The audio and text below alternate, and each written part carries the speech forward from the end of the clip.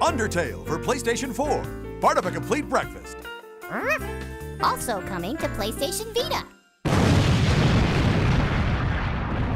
Because this is the your last Daily Show. Oh, yeah. You got a bit emotional. I did get a little bit emotional. In the words of a broken heart, it's just emotions taking me over.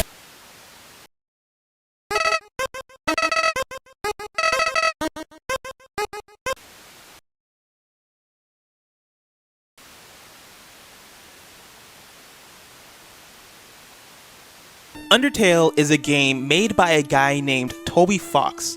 It's a top-down, old-school styled RPG about monsters, morality, and friendship. But why is it that soon after Undertale's release in 2015, it gained a gradual, overwhelmingly positive reaction from fans? It grew from a small indie game made by one guy to a phenomenon loved by many around the world. What draws people to Undertale? What about the game makes people fall in love with it? I think it all comes back to the concept of feeling. What would art be like without emotions? It would be empty. What would our lives be like without emotions? They would be empty of values. So a famous classical poet said, "We hate and we love. Can one tell me why?" We hate and we love. Can one tell me why? We hate and we love. Undertale is a game that makes the player feel. Where many AAA releases fall short of building an emotional connection with the player, Undertale pierces through those emotional boundaries by using a number of comprised elements. Smart game design allows for this. Undertale isn't just a game that happens to have built a bond with many people. Toby Fox, the game's creator, made the game with the purpose of actually building that relationship with the player and the world. Through thoughtful game design, Toby Fox gave Undertale the ability to emotionally invest the player in the game. Undertale is a game inspired by 1995's Earthbound, which was a top-down RPG centered around children on a quirky adventure which involved monsters, aliens, and Beatles references. Undertale took many elements from Earthbound in its design. In Undertale, you play as a silent striped shirt child. Both games share genres, have a knack for quirky characters, interesting, cutely designed worlds, and a self-aware approach to world building. Undertale was created as an homage to Earthbound, and this is to the game's benefit. Nostalgia plays a key role in Undertale's design. If you look up the definition of nostalgia, Dictionary.com uses words like affection and happy to help define the word. More so nowadays than ever, we often look to nostalgia to make us feel. Toby Fox puts this concept to good use in Undertale. Beyond being an homage to Earthbound, Undertale is also an homage to old-school 8-bit RPGs. The visual style makes this game look like it's from the 80s. At times, the music uses a basic set of sounds, but even when this is not the case, the music is still kept in an 8-bit style to keep in line with the theme. The entire aesthetic of Undertale culminates to create an experience focused on being a throwback. Every visual detail is taken into account. The simplicity of the button layout is reminiscent of old-school controls. The bullet hell mechanics are a throwback to a genre that was more popular back in the day. Even trends of the genre, like selling items to merchants, are taken into account and played with in interesting ways to show that the game is conscientious of this and aware of the era and genre it is spoofing. And it all works. Undertale uses nostalgia like a tool, and we feel it.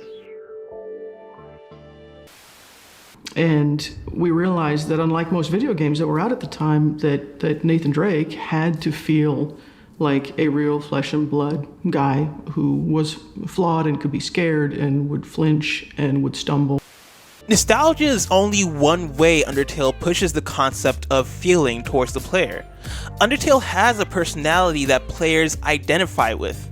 This is because the game is personal. Like I mentioned before, Undertale was developed by one guy, Toby Fox. He created most of what the game is, from the story to the coding to even the soundtrack. This is important because Undertale is a pure example of a game with a singular vision. Undertale could not have been made by a large or even a medium-sized game studio for a multitude of reasons. Obviously, it would be difficult to have a game like Undertale approved to be created because of budgets, time, and return of investment. But even in the case where by some small chance it did get approved, the quirkiness and humor found in Undertale is very specific to the creator. Since Toby Fox created each facet of the game, each part fits together in a way that is more intimate and more catered. The sense of humor in Undertale is consistent throughout the game. This goes the same for Undertale's earnestness. The touching moments of the game feel more real because they were made purposefully.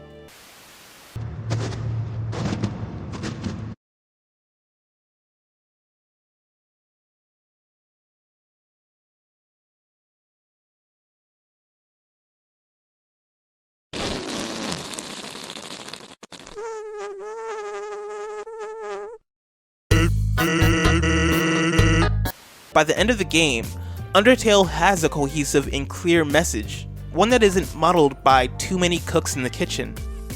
The characters, dialogue, and tone also contribute a great part to Undertale's personality. Undertale is obviously a very lighthearted game. It establishes itself as unique right off the bat. It subverts the genre in clever ways to establish that it is here to have fun and be different, and this goes a long way towards engaging the player. The dialogue is expertly written and makes each character you meet in Undertale identifiable by how they speak. Not only does the personality reflect in the way characters talk, it sometimes reflects in the fonts that depict the character's speech, the pace at which they speak, the language, and in other interesting ways. Undertale holds itself by no bounds, which allows for it to play around with fundamental elements like dialogue, and this allows for each character in the large cast to shine. Great characters and great dialogue to help you bond with the characters mean that players build an emotional connection with the game.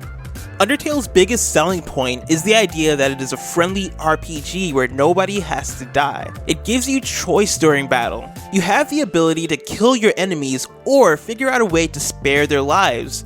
Because of this, your actions in the game have very serious consequences.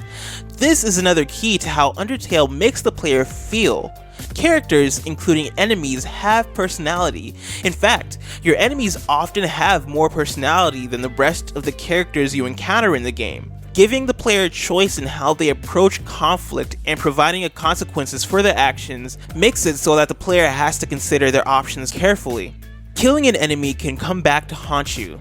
Not only that, given the personality of these characters, killing an enemy might actually feel bad in action. This is a quality unique to Undertale. I've never once felt bad hopping on top of a Koopa in Mario 64, or chopping up a Bokoblin in Breath of the Wild. Yet, in Undertale, something doesn't feel right about killing these characters. It oftentimes feels bad. Undertale does what many other games don't. It makes you feel with its actual game mechanics as opposed to only narrative or music or even world design. It uses a built-in mechanic, choice, and flips it on its head to create an experience that is about morality and the pertinence of mortality. Undertale goes places, and it does so with a light heart, but with a piercing blow, and we feel it. We feel all of it because we take part in it, and the game wants us to feel it. Toby Fox created something special when he created Undertale. He created a game not only made to tell a cool story or to have fun gameplay.